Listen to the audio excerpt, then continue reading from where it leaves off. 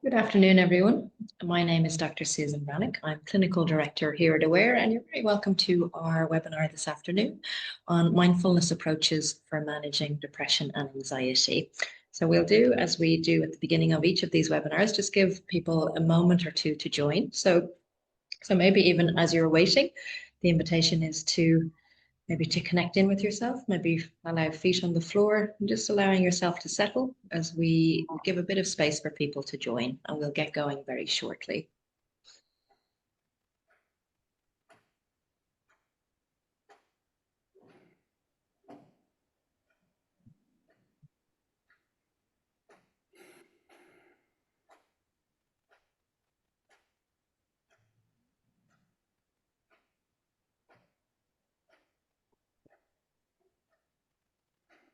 Okay, so welcome to all those joining. Just to introduce myself again, my name is Dr. Susan Brannick. I'm Clinical Director here at Aware, and this afternoon we're going to be talking about mindfulness approaches for managing depression and anxiety. Delighted to be joined by Josephine and Barry from the Mindfulness Centre, who I will introduce more formally in just a moment, but just to give maybe a bit of an overview of our time today. So for those of you who may not be so familiar with our webinars, we offer these webinars on the second Wednesday of every month. So they really talk about all topics related to depression, anxiety, bipolar, mental health more generally. So do have a look at our YouTube channel as well for previous editions. As you might know, Aware offers education, information, counselling and support to people living with depression, anxiety and bipolar. So do have a look at our website for more information on any of those services. So that's aware.ie. Today, as I said, we're going to be talking about mindfulness. So again, maybe asking questions where you can. We'll do our best to answer any questions that come up. As you know, we may not be able to get to every question. We'll do our best in that regard, as I said, and we may not be able to answer specific queries, but as much as we can kind of think about general themes, we'll certainly do our best to answer them. If you're left with anything after the session, maybe contacting your support network, GP, mental health professional, if that's appropriate. So do ask questions as we go through. As I said, we might kind of pick them up as we're talking, and we'll have certainly some time at the end. So thank you all for joining. And then just to say thank you again to the panel. So welcome Josephine and welcome Barry. Both teachers from the Mindfulness Centre. So maybe I might ask you to introduce yourselves. Josephine, if I start with you. Okay, seeing as I'm the older one. So yeah, Josephine Lynch, I got interested in mindfulness, I suppose, maybe 30 years ago, through meditation and then I was lucky enough that the world of mindfulness opened with the development of a particular 8-week course. And I couldn't believe my luck when I thought, wow, this is something that is deliverable. And I suppose I was searching for something that had some meaning that helped just, to be able to live with myself, the inner questions or the inner, I suppose, suffering of, not feeling good enough and all of that. Through schooling was quite difficult at times. So I think many of us come to mindfulness because we're looking for something to help us live in a very complex world. So yeah. Yeah, that's great. Definitely very, very true. Thank you, Josephine, and you're very welcome this afternoon. And Barry? Sure. Can you hear me okay? Yeah, very well. Yes. So I came to mindfulness 20 years ago, almost exactly 20 years ago. And it similar experience. It was suffering that was the thing that brought me to it. If I think back to my 25-year-old self, I would have been an outrageous skeptic. If someone suggested that I should do an 8-week mindfulness course, I would roll my eyes. But when we suffer, we're more receptive. And I was really lucky to discover it. And pretty quickly, I realized that it gave me some agency and it really helped me. Anxiety was the thing that I was really struggling with. And I've had two different careers really. So I was a trainee solicitor at that point in my life, and then that kind of started just lots of learning. and I trained as a yoga teacher, a mindfulness teacher, and more recently a psychotherapist. And I'm really grateful to Josephine for setting up the mindfulness center. Like, she really did give me and many other mindfulness teachers a start and livelihood. And I am director of that center now with some other colleagues, and we run teacher training. And yeah, really appreciate you, Josephine. It goes around. It goes around. Absolutely, it's really important though, isn't it? Thank you, Barry. Certainly, when I came back from the UK and wondered how my mindfulness qualifications might work, that was the first place I went to, to find out and how that might proceed. So, and I guess maybe it speaks to, and what both of you have mentioned maybe is, I suppose, how it could be helpful, and maybe coming to it from a place of suffering potentially, or distress, or and that might be similar for many people watching. And I suppose that's our topic really today, about, I suppose, how can mindfulness help people who might be experiencing experiences of depression or anxiety, and maybe starting to think about that. So I guess maybe a good starting point is just to maybe say what mindfulness is. I don't know who of you wants to kind of take that. And I think people probably know, but maybe it's a good reminder, maybe is exactly what it is when we say what mindfulness is. Maybe I'll start and Yeah. you continue, Barry. Yeah. That's okay. Yeah. And it can be really difficult in very succinctly, you might say, because it's a very wide and deep practice, so it isn't positive thinking. That's maybe start with what it isn't. It isn't trying to sort of change your thoughts.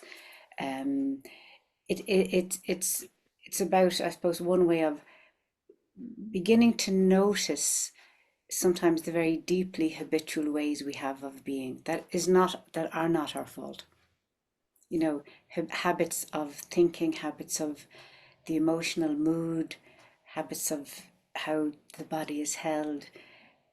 And often we develop those because we want to survive in some way, But as we know as children, we have very little agency. But as we get older, and things happen in our life that we, nothing to do with us, but, catastrophic events, or just, living in really difficult circumstances. So it's really important that we don't blame ourselves for how we are.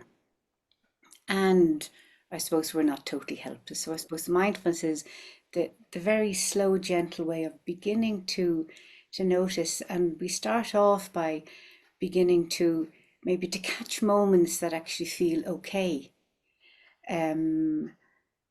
This week I met someone who is living in very difficult circumstances, and he said he noticed the movement of leaves, and we're able to just notice and enjoy the movement of the leaves on a tree for 10 minutes. And if someone had told him that, this will happen, he wouldn't have believed it. So giving ourselves a chance to begin to, even in these difficult circumstances possibly, to see moments that can actually feel nourishing before we go on to move into the more difficult realm. So the training of this sort of kindly, gentle noticing, attending to. The word attention sometimes can be just pay attention, So we have to sort of cover that, and with the other qualities of mindfulness, which is gentleness, understanding, patience with ourselves, with our minds, because it really isn't our fault. That's, yeah. Thank you.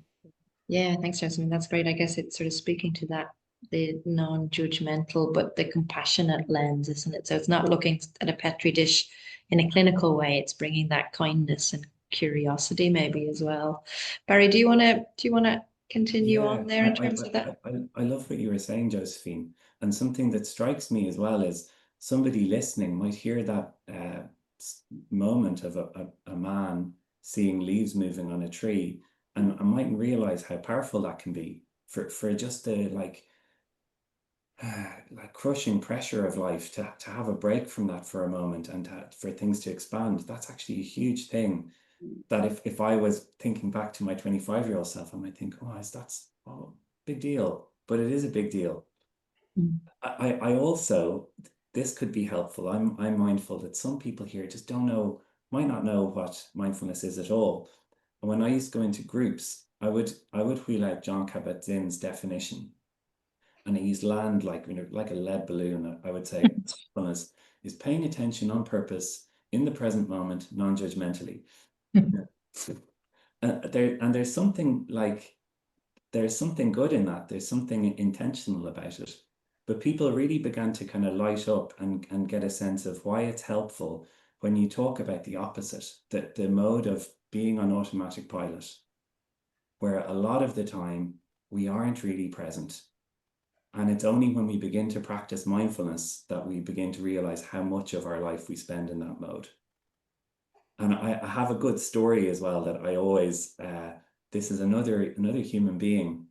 She was really honest, and she had a busy kind of job. This woman was a lawyer as well, and she described on a Saturday she wanted to go into town to like buy something in the shops or whatever, got into the car, and then did this incredibly complex thing, driving a car, navigating traffic, stopping at red lights. It's incredibly complex, but was in automatic pilot the whole way, and then found herself in the underground car park on the wrong side of the city.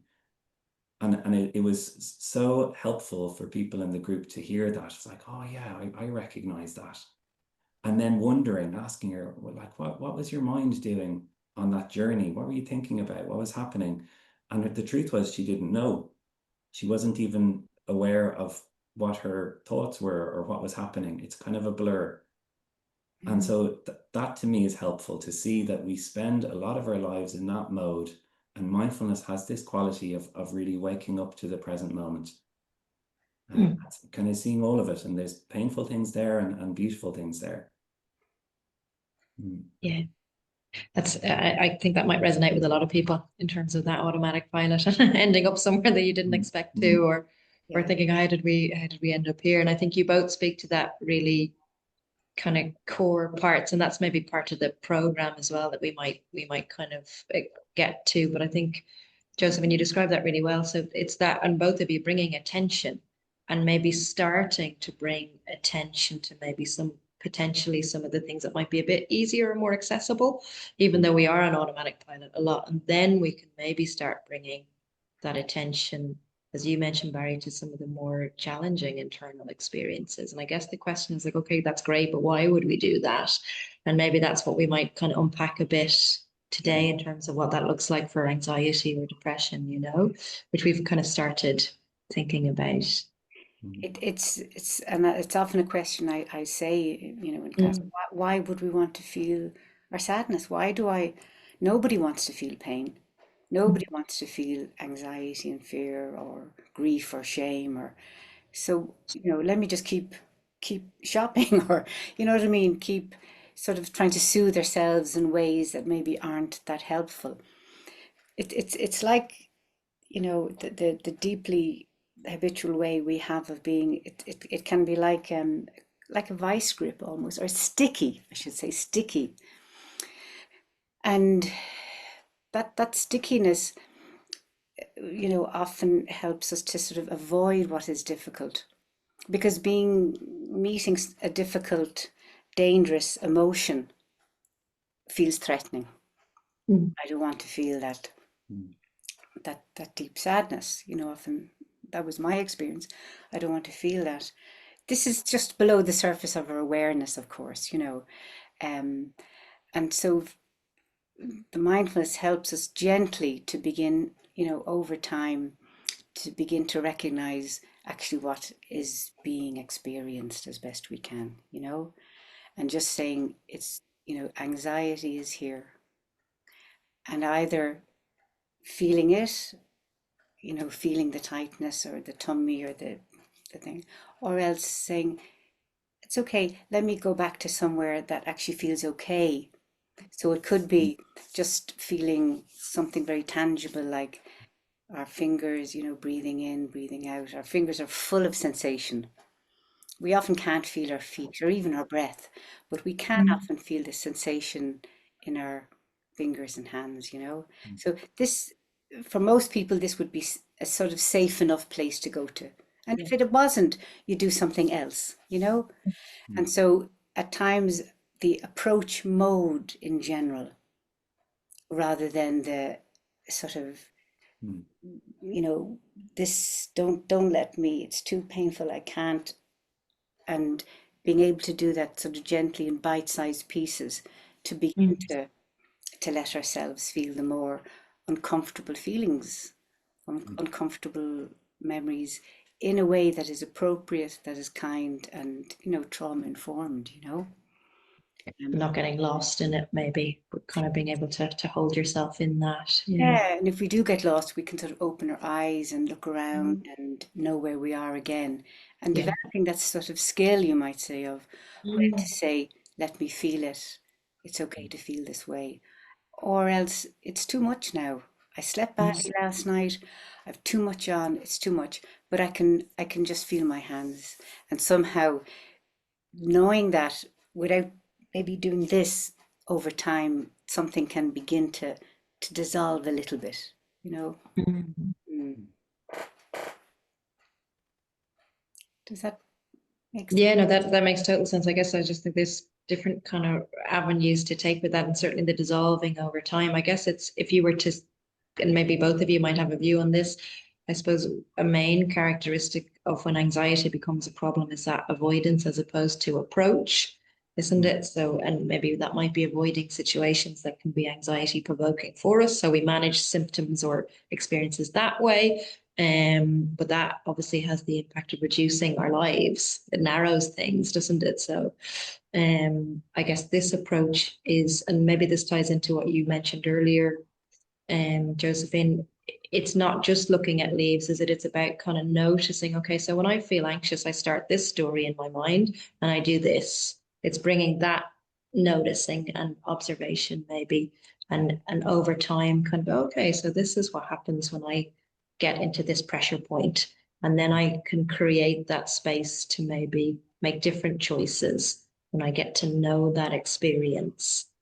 Yeah. I don't know if that resonates with you, Barry, or what you might kind of Oh, think of very, that. very, very much so. Yeah. When you were speaking about it, Siobhan and Josephine, to make it very real, even my own experience of anxiety when I was 25, it was complete avoidance. So even people at home, like if this is the anxiety, the two things that human beings do, or I do, we're really good at like going, I don't want this.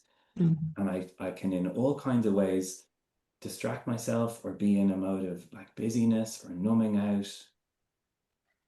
And it's still there, it's still kind of percolating and still affects me. Or the other thing I can easily find myself doing is like I over-identify with the thing altogether, and I'm just so close to my experience and my thoughts. I can't see the wood from the trees. So I would be back in when I would be trying to navigate anxiety pre-mindfulness, it would be those extremes that are happening. Avoiding, avoiding, avoiding. Oh my God. Mm. And then mindfulness is this spacious awareness. So it's not that you practice this and you don't feel anxious. I feel mild anxiety right now being on a webinar as in an expert role with lots of people I can't see listening, hoping I don't say something stupid. And so I can feel that there's the feeling of anxiety in my system is like a pressure, breathing a little quickly, muscle tension. And the difference is I can know it. And I don't have to rush. I can take a little pause. I can almost hold this experience with some kindness and slow everything down and take a breath and even look away from the screen for a moment. And the pressure in the system reduces and I can see more clearly and the whole thing's a little bit easier. But it's not a getting rid of the difficult thing. It's meeting it skillfully with kindness as well. Yeah, I love that. And and that reaction often we have to something that is not wanted is more worry, more anxiety about being anxious. How will I cope tomorrow? You know, and we remember the last time this happened and it didn't go so well, and sort of it builds, you know.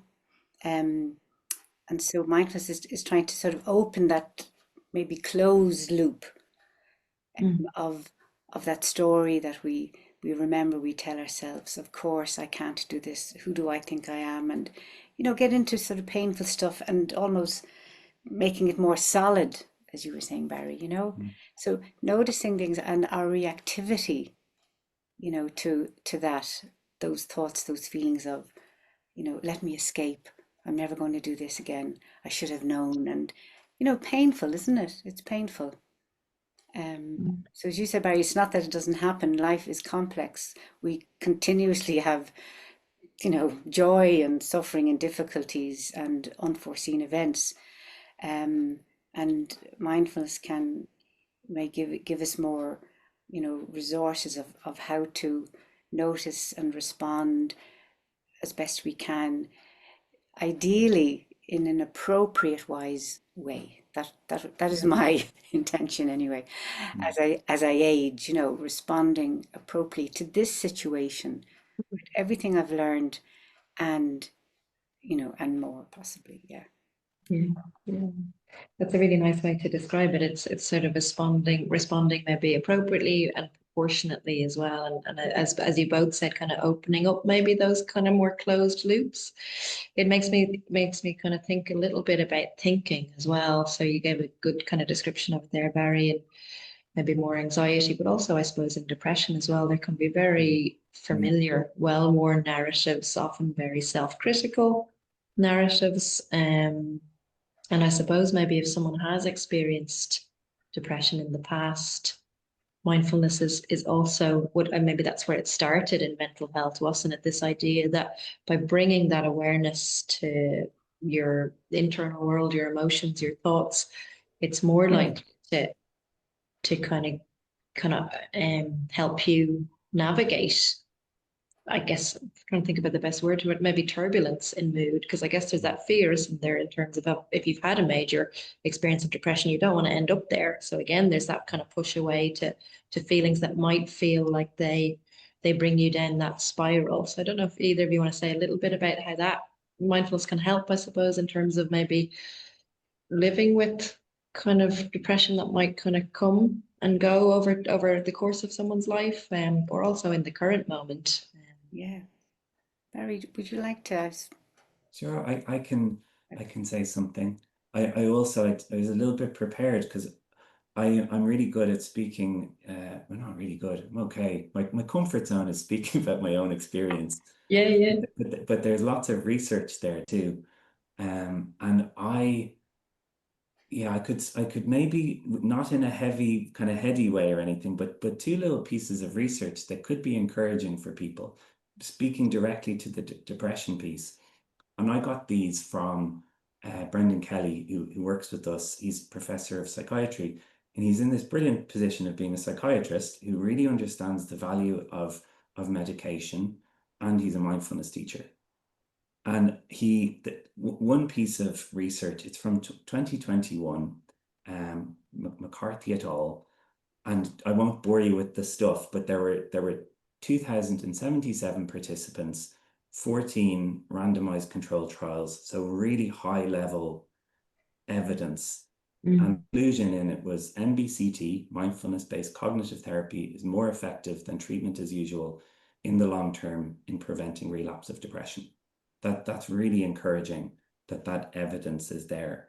Yeah. And what you were saying, Susan, about the kind of interrupting of loops or thought patterns, something I love about that program is this kind of pocket-sized 3-step anchor space practice that participants are encouraged to bring into their lives.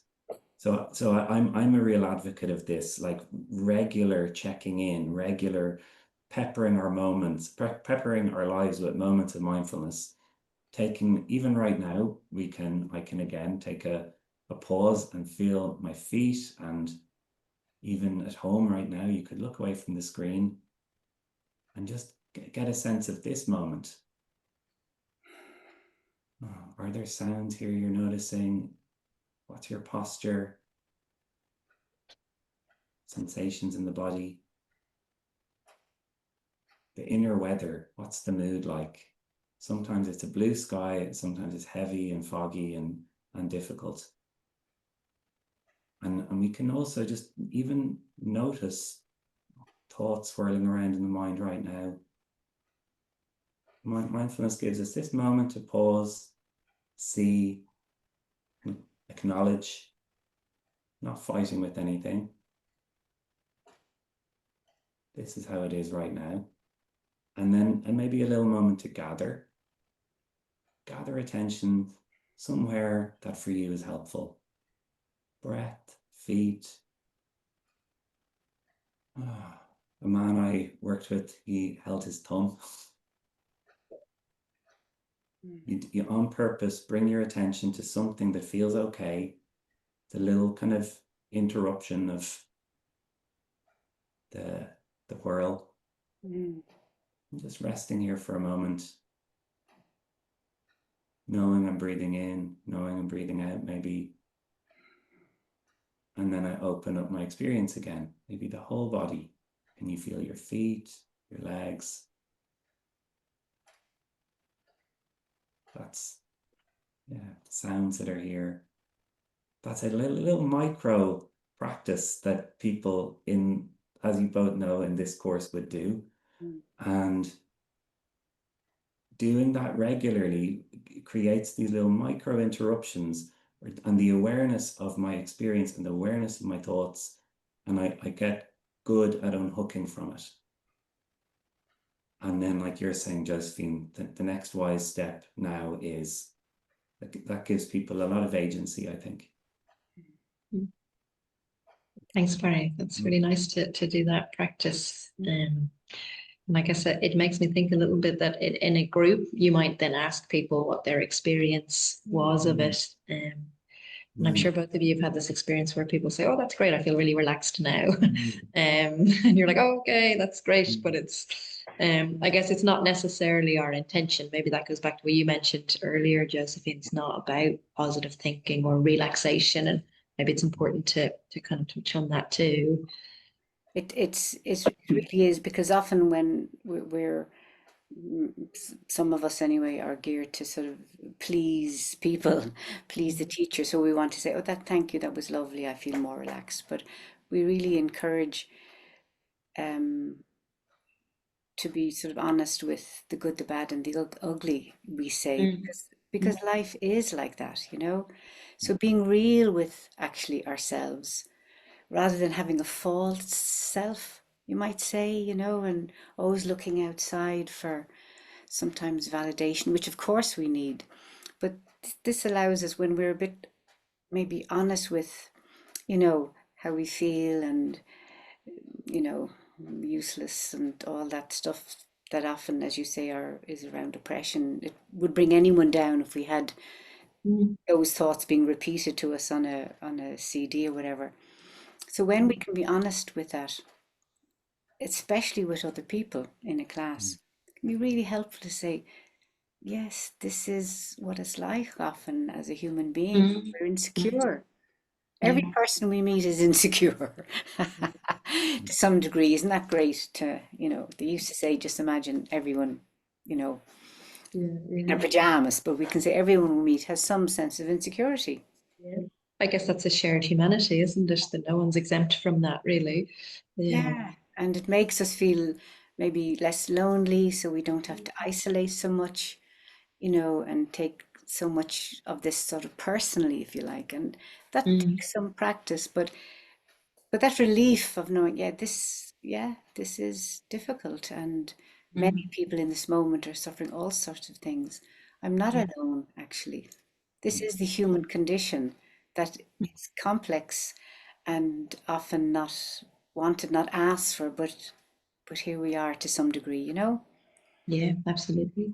I guess there's often the thoughts, aren't there, that I shouldn't feel anxious. This is a situation I should feel much better in. So that's another kind of an avoidance in a sense. As you say, it's being more honest. Actually, no, Yeah. I do feel anxious. I do feel anxious right now. That's how it is. So how can I kind of respond to that maybe?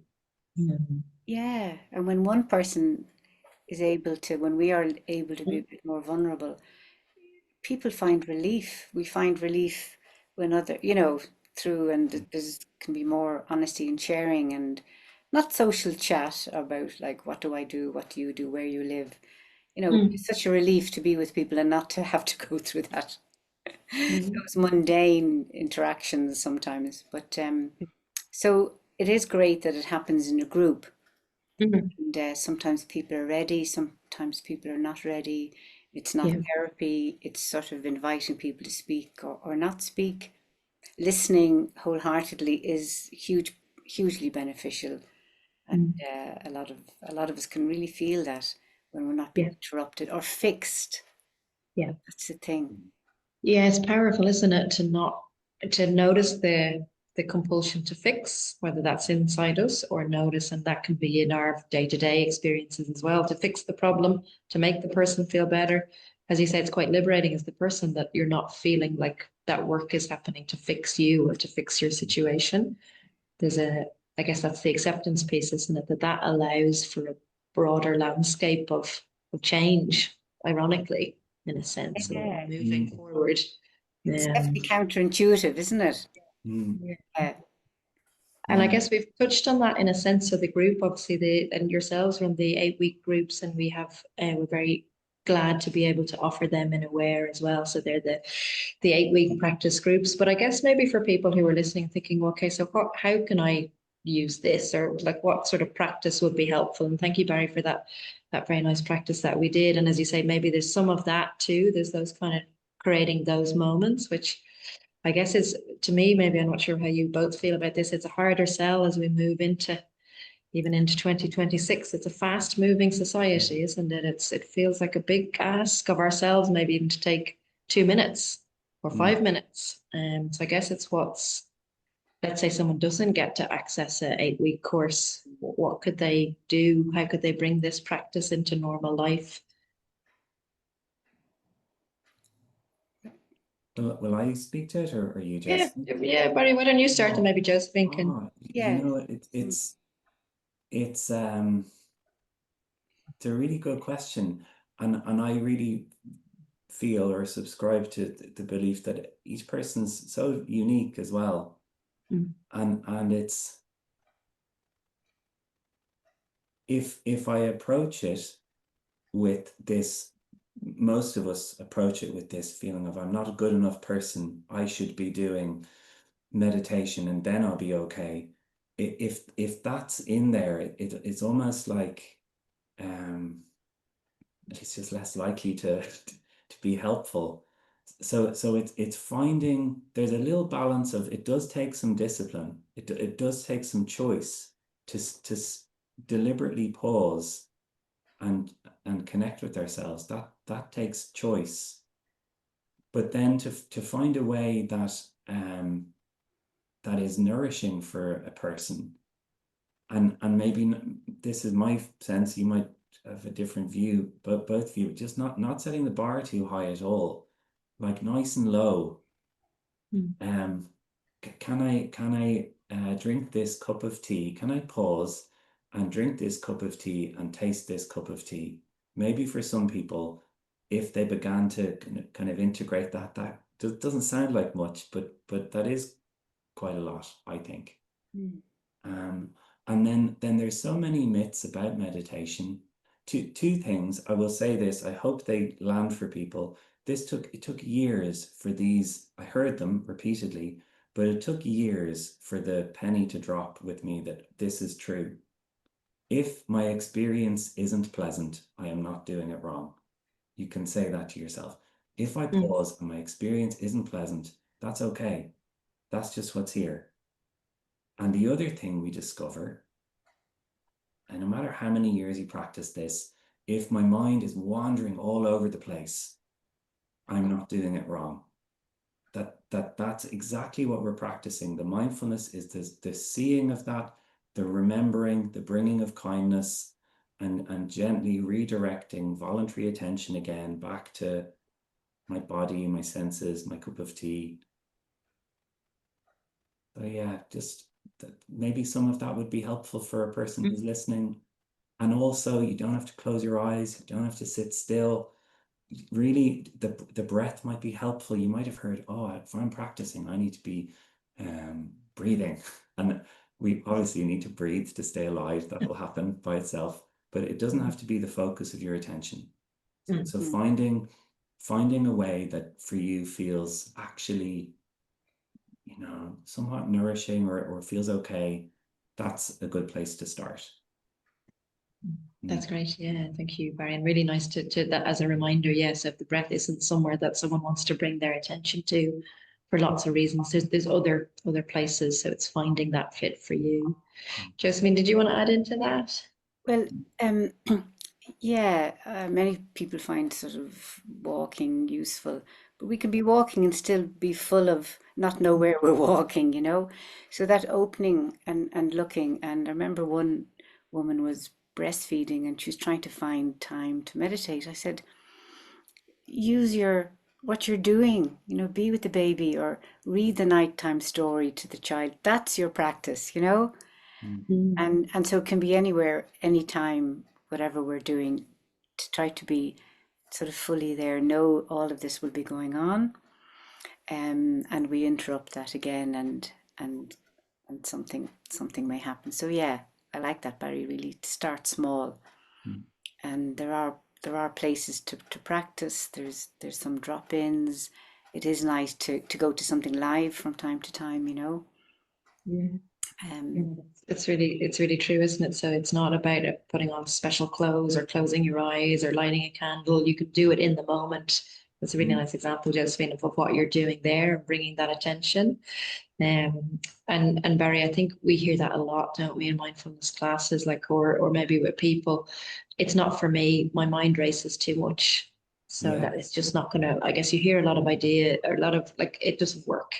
This doesn't work for me, and I guess it's helpful maybe to think, well, what does working look like? What's the expectation of what it means to work?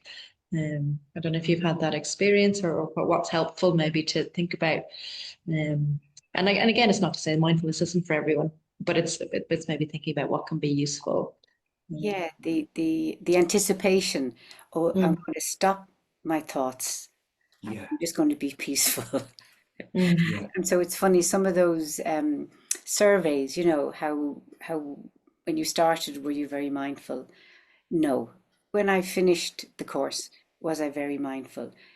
No. Worse. I worse, because I notice how chaotic my mind is.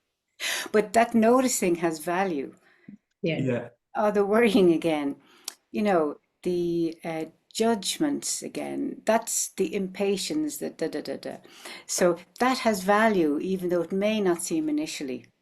It means that we know where we're going in our minds, and the preoccupations, and the thinking again, what's going to happen next year. I mean, John Kabat-Zinn, I looked at the video the other day in our class, actually. It was originally designed for people in chronic pain. And we know chronic pain, physically or emotionally, has very much similar pathways in the brain. And at the end of it, people said, well, the pain didn't go away so much, but there was moments that I noticed I wasn't always in pain. Whereas when we think about our situation, often it just feels like it's a wet blanket and it's just always going to be here. So yeah, that's interesting to yeah. It's helpful, isn't it? Certainly if someone's living with chronic pain, that can be very disabling. Those moments are really valuable of a break from that or a different experience. And I guess it's really true what you mentioned there earlier. You could be walking in a beautiful surroundings and be completely in your mind about something that happened last week. So I guess that's where mindfulness is helpful as well. Not just, okay, so I'm running this story again, I'm running these thoughts, but also, as you said at the beginning, maybe that it's possible to bring that attention outside again, maybe using your senses, allowing yourself to be in the environment that you're in. So I guess it's that attention. So I guess that sometimes people describe it as a bit of a torch in a sense, don't they? So it's where you point it in a way. Yeah. That sort of warm light. Yeah. Yeah. You know what I mean? Yeah. Not one where we're seeing everything wrong with ourselves.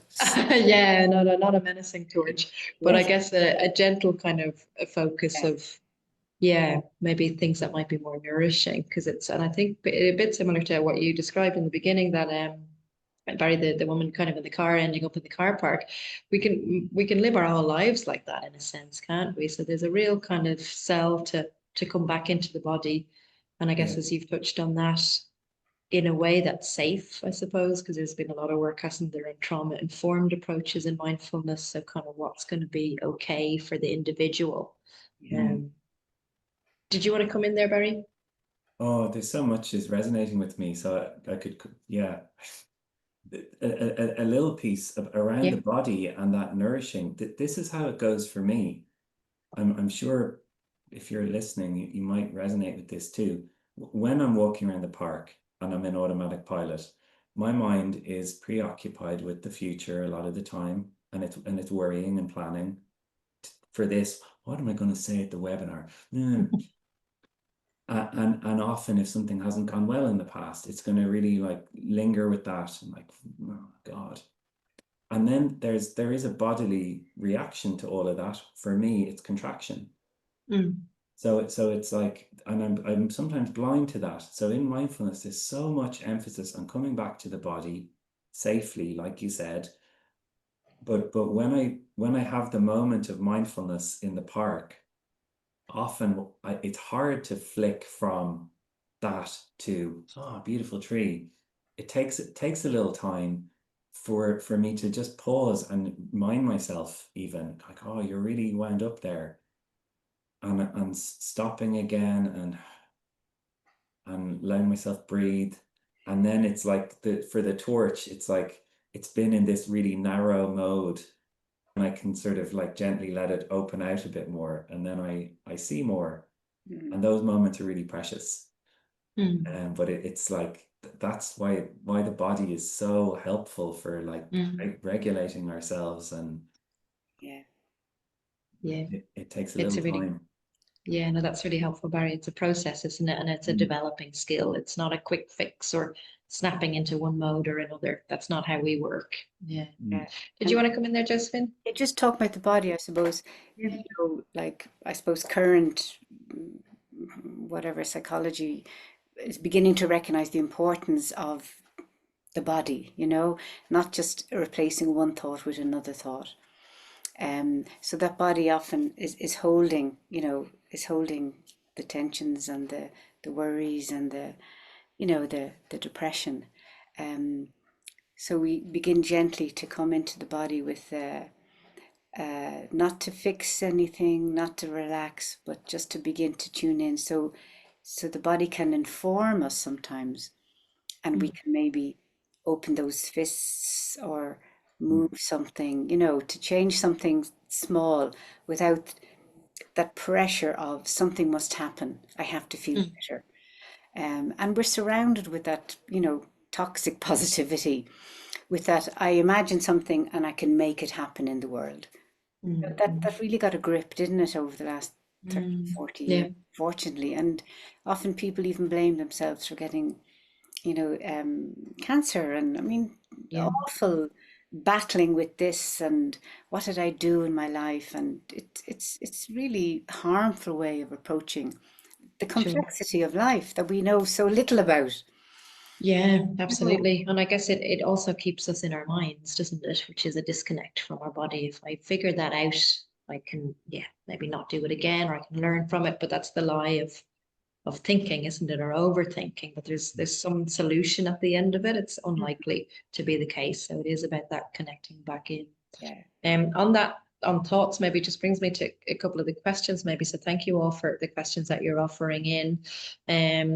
Maybe see if we can get to one or two of them as we have time. I guess there's a question here about OCD specifically. I don't know if either of you wanted to kind of look at that. So I guess how it might be able to help. I suppose we've talked a little bit about kind of thinking in a sense. know if either of you wanted to add in to that. Yeah. Yeah, go on. Will I say something again? I come back to each person's unique. So what I might have to say here, please don't take it as like, oh, this is gospel.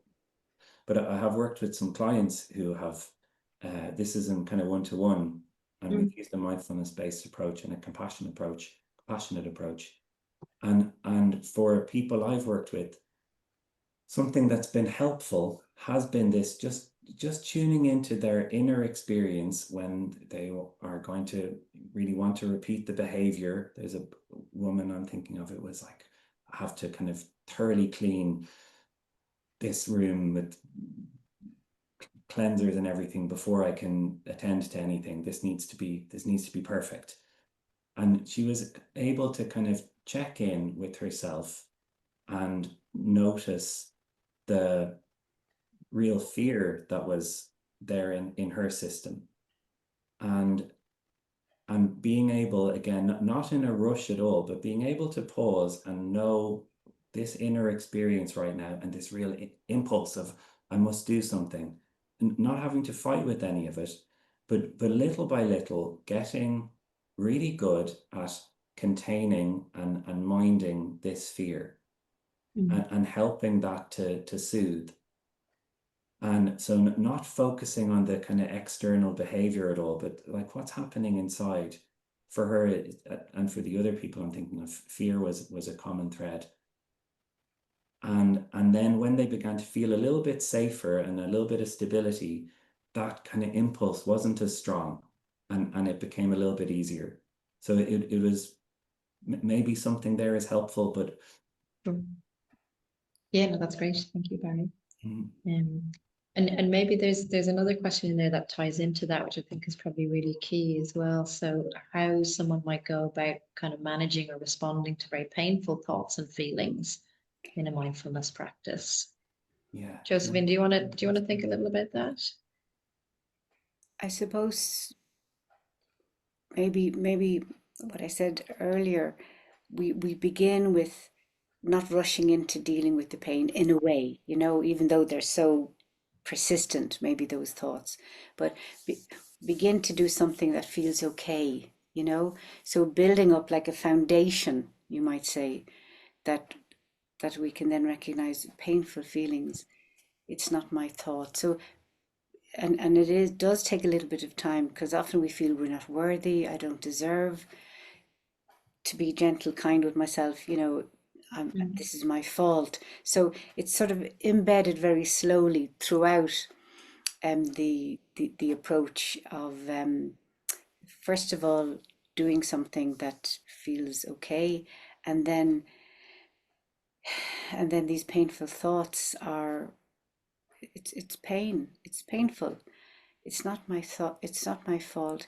Maybe I can sort of move around the painful thoughts in some way and just recognize painful thinking, and almost, as we touched on before, almost beginning to stand back from them a tiny bit, and get up close, stand back. So sort of regulating myself to some degree. But it's what I'm saying, I suppose, sounds so simple and easy, and it isn't. And that's why I suppose I'm hesitating, because it takes a bit of time to begin to not just sort of be in them, but say, this is painful. It's let me feel it for a moment if I can, and feel our feet on the ground, or look out then at the sky. Our impulse would be to really, really fight them, and so yeah, it takes some skill to be able to work around that. I don't think I'm being very clear, because I feel I really understand, I feel for this person that's asking about those painful feelings, and it is a process. So yeah, I think, yeah, no, thanks, Josephine. And I think probably it's that kind of perennial dilemma, in a sense of, as much as we can share here, it's quite intellectual, isn't it, in a sense. So it's because I guess we might give the similar-ish answer, as you say, but so easy in practice. It's more the doing of it that can build that skill and that practice as well. And I think that's a really good question. And thank you to everyone who's sharing experiences and asking questions. And my apologies if we don't get to your specific one, but I think there's a shared theme in kind of how do you manage the distress, I suppose, that you might be left with. And as you say, there's a real carefulness with that and building that practice. It's possibly easy in a sense for us to discuss it here, but there's a reality to it, isn't it? That's quite hard, quite messy, maybe. And Barry wants to say something, but I would just say it's probably really helpful to do this with others. Others. It's probably not possible just to listen to a CD and do it, but with others, where you hear other people struggle, and it takes time, and So I'm sorry I can't. Maybe Barry, do you have something? Well, I was going to say that very thing. When I think if another person is there who has some kind of steadiness, or other people, it's easier to contain something really, really difficult. And when, for me, things are really hard, and I have had those moments, conscious distraction isn't a bad thing. It's not to be a masochist and sit there with an experience that's so difficult. For me, I sometimes I might take a moment of feeling it, and then I watch The Lord of the Rings or something that and it's conscious. It's knowing this is so hard. What will support me right now? And it doesn't have to be mindfulness. It can be like other wise choices we can make that help us. I suppose just to add, sort of with other people, you've got an atmosphere usually of some empathy, of some understanding of we're all here together because we're all suffering, struggling with something, and that I think is sort of felt usually by participants, which helps, because often we're there's such an enemy inside, trying to get rid of those painful things. Absolutely. So it's that, it's kind of that helpful group space where you can connect again with that kind of shared humanity and struggle, I suppose, as well. I guess maybe things, and certainly when people might be in the depths of depression or anxiety, it feels very isolating, doesn't it? Other people do this better than I do. It must be because I did this wrong, or I'm not as able. It can feel quite disconnecting. So there's that benefit of that group space. And I guess maybe that leads us into, I guess, kind of coming to maybe towards the end of the webinar, maybe resources. So obviously, as everyone watching know, we offer mindfulness 8-week programs free of charge with yourselves. So they're delivered through Aware. So definitely have a look at our website for next year. We're aiming to certainly offer ideally more than we had last year. So that's a really good improvement. It's a very popular course. Very valuable, I think, and we're really, really glad to be able to offer it free of charge, because I guess it's not wanting, I guess, finances to exclude anyone from something that could be helpful. And I guess maybe if someone is kind of listening and interested, any kind of other resources that you two might point to, or I guess maybe as we kind of come to a close, what's the kind of most valuable thing you hope people leave the webinar with? Maybe I don't know who to start with, because I know there's a lot of questions in there. So I guess maybe even just thinking about what you'd hope people leave with. And just as you're taking a moment, maybe just there's a nice comment that came in there of someone mentioning that they often kind of watch the webinars and do work stuff as well, and how nice it was actually to sit and watch and be present. And I think that's possibly, we're all guilty of that to some degree. So it's maybe there's creating, for me, maybe there's creating those pockets where you can be present with yourself and maybe present in your environment, and maybe building from there. You don't need to do a whole rigmarole around it. Maybe it's kind of coming back into your life, perhaps into your body, into where you are, as opposed to where your mind is bringing you to the past or the future. And I don't know, so what either of you might kind of want to hope people might take away with them? Maybe just that first, these sort of, there's moments, it is possible for anyone maybe to tune into feeling more alive, and why either depression or anxiety or automatic pilot, we lose out a lot. So just that many of us struggle with many of these things in all sorts of forms that you might never guess, you know, what's behind closed doors, you know.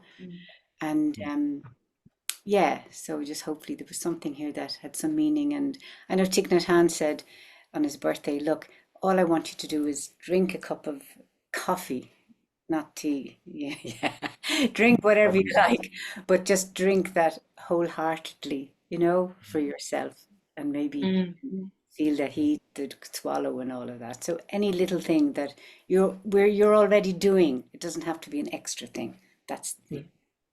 That's great. Thanks so much, Josephine. And Barry?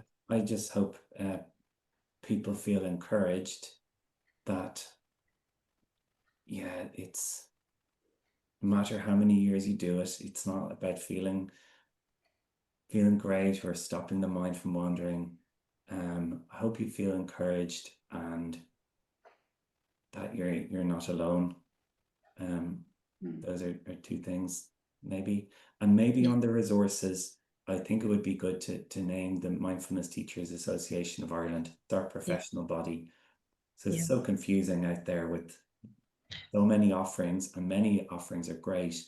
But if it's mindfulness, 8-week courses, the MTAI is a professional body, and it's a good place to look to see if you know, somebody who's interested in finding a teacher or doing a course. That's a good place to look. Yeah, that's great. Thank you, Barry. There was certainly a question in there about getting a mentor or someone to learn more. I think there's a lot out there. So the MTAI is the place to go in terms of seeing kind of the regulation and who's kind of meeting those standards, because there's a lot of people offering different things. So you know that's all been assessed in the MTAI. So that's maybe a helpful resource.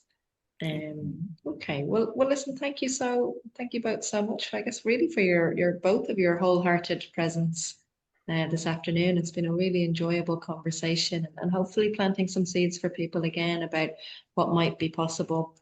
And certainly if you're interested in thinking about what an 8-week course might be, you can find more information on the Aware website. But again, just to say thank you both very much, and look forward to the programs next year. Us too. Well, thank you very much, and it's been very enjoyable and not so scary.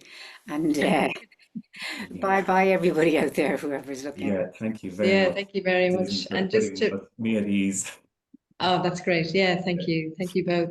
And just to move then before we finish to the webinar for next month, so that will be on the 10th of December, we're talking about understanding women's mental health, so exploring the challenges and pathways to well-being. So a focus on women, but everybody is welcome. Hopefully it'll be of use to all watching. So thank you all again for joining today. Thanks, Barry and Josephine, and we'll see you next month. Yeah, lovely. Thank you. Thanks, Susan. Thanks, Barry. Bye. Bye. Bye.